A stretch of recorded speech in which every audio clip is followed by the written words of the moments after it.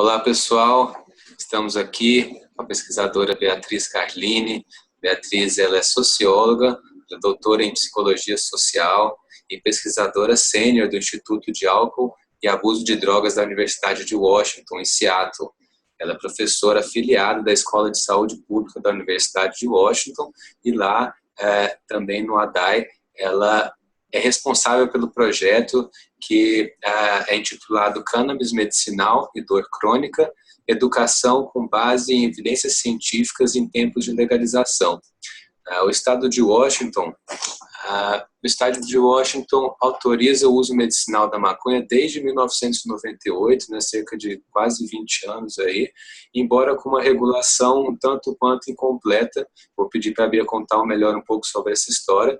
Agora, em 2012, há pouco tempo, o estado de Washington legalizou a maconha para todos os fins.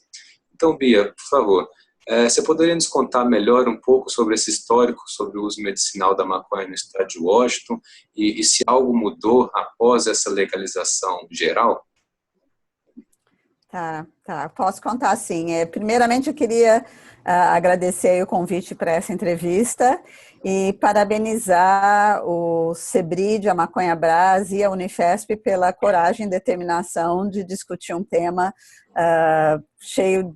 rodeado de preconceitos e com tantos problemas. Eu fico muito feliz que o nosso trabalho aqui possa facilitar de alguma maneira o avanço dessa discussão e um olhar menos moralista e preconceituoso sobre o assunto.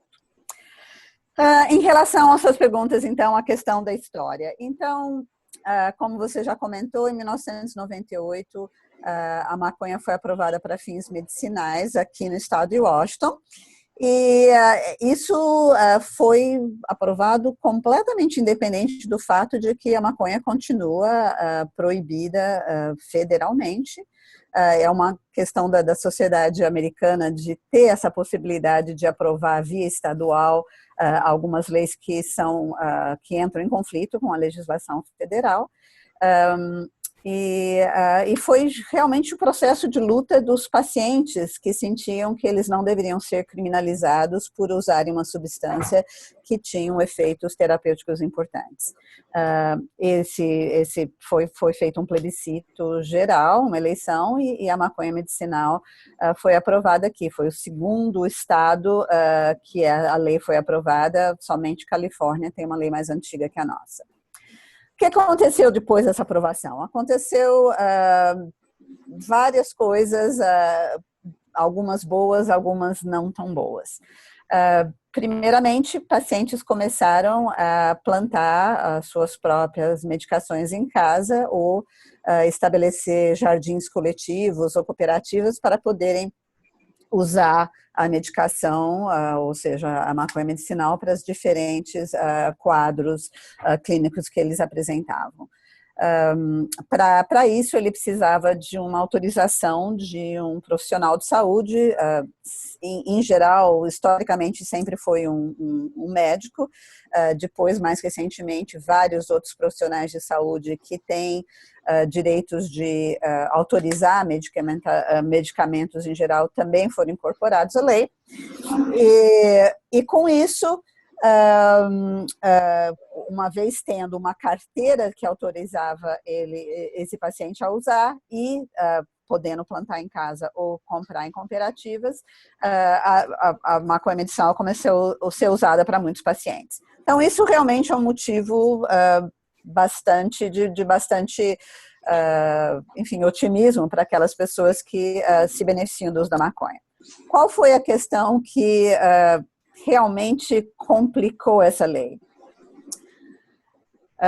Foi o fato de que muitas pessoas que tinham interesse em usar a maconha para fins recreativos ou se tornaram de alguma maneira usuários abusivos ou dependentes, usaram dessa lei para conseguirem autorizações para o uso medicinal, com o intento de evitarem cumprirem penas penais por causa do uso de uma droga ilegal.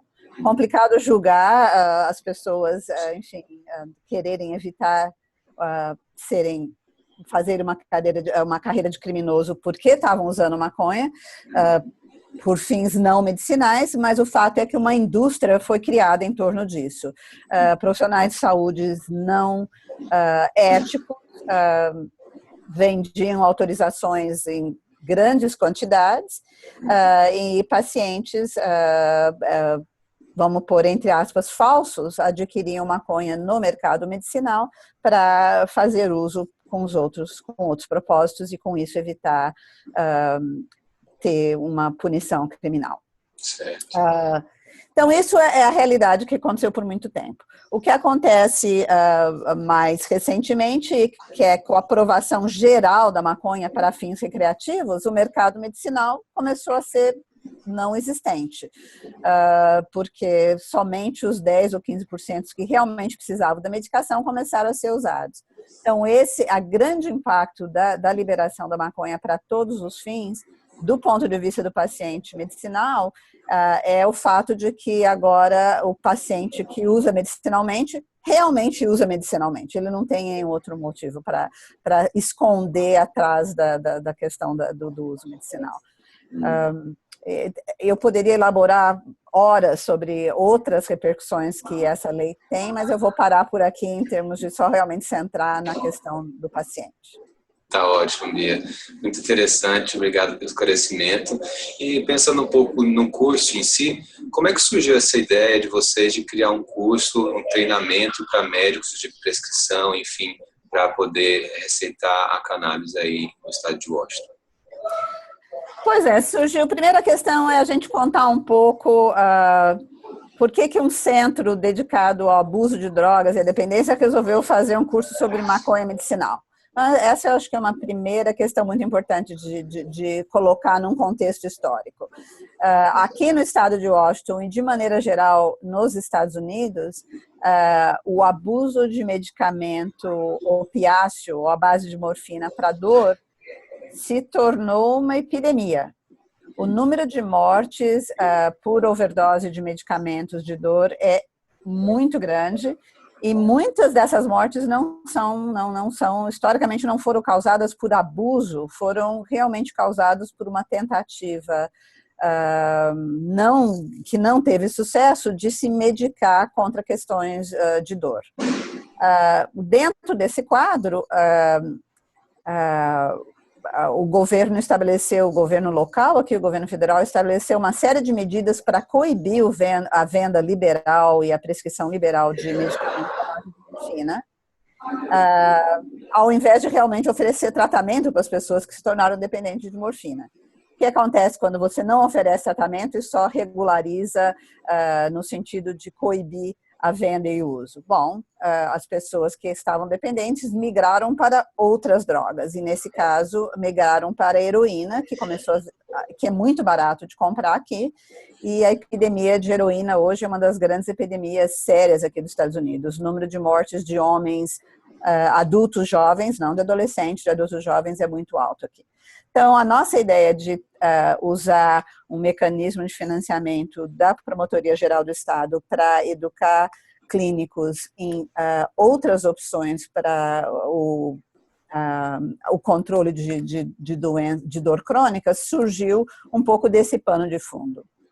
A gente acredita que também com a liberação do uso de maconha de maneira geral, uma das coisas importantes é realmente pensar que o uso adequado de maconha medicinal depende em grande parte da formação adequada do profissional de saúde. O sistema endocannabinoide não é, aqui nas escolas de medicina, não é discutido, não é abordado. O médico tem uma série de preconceitos, enfim, médico também é gente, e como toda pessoa, traz também uma série de preconceitos. E a ideia, então, era trazer de uma maneira desapaixonada as evidências científicas disponíveis para que o médico pudesse melhor se orientar dentro da ideia do que se pode ser, enfim, dos conhecimentos científicos sobre o uso da maconha para dor crônica. Perfeito, que legal. Isso é muito interessante porque a gente, olhando um pouco para a realidade brasileira, a gente encontra algumas semelhanças, né? Que no Brasil, atualmente, a gente está vendo uma certa abertura para o uso medicinal da maconha, apesar de ainda bem incipiente, dando os primeiros passos, mas a demanda de pacientes está sendo muito grande e, consequentemente, os médicos também. Um detalhe importante da gente colocar é que nos Estados Unidos não só médicos podem trabalhar com maconha medicinal, né, que no Brasil é bem restrito a médicos e algumas especialidades específicas, também é um detalhe que está sendo um pouco criticado e discutido, porém estão havendo avanços. Então, na sua visão, Bia, conhecendo também o Brasil e os Estados Unidos, como você acha que esse curso, a versão brasileira, pode ser útil para a nossa realidade?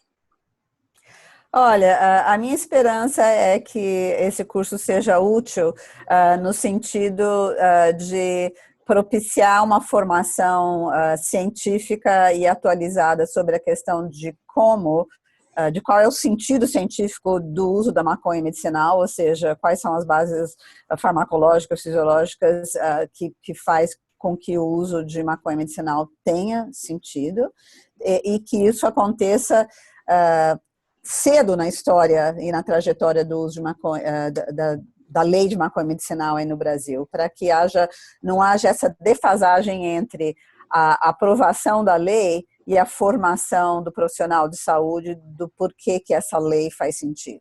Então, acho que essa é uma primeira esperança. A segunda esperança é que a questão de dor crônica é uma questão de saúde pública seríssima aqui no Brasil e aqui nos Estados Unidos, e eu acredito que no Brasil também esteja. A urbanização faz com que a nossa vida sedentária crie uma série de dores crônicas. É de que talvez a gente pense, e eu falei como brasileira, com um pouco mais de crítica, a questão de abordar a dor crônica com o uso de opiáceo.